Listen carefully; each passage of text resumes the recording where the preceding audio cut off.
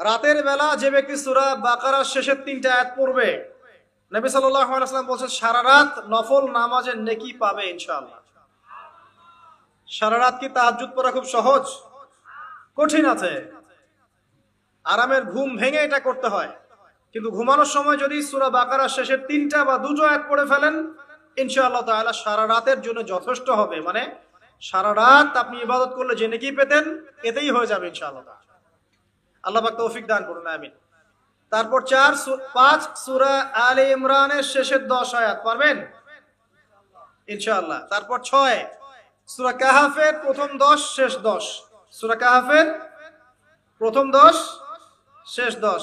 পৃথিবী এখন যেমন দেখছেন এমন থাকবে না সব সময়, আস্তে আস্তে সিচুয়েশন চেঞ্জ হবে এবং হতে হতে এমন একটা পর্যায়ে যাবে, সভ্যতা শুরু হয়েছিল ওই আদম আলাইহিস সালামকে দিয়ে এবং সভ্যতা শেষ হবে ঈসা ইবনে মারিয়ামের হাতে। সভ্যতা শুরু হয়েছে একজন নবী দ্বারা, শেষও হবে একজন নবী দ্বারা।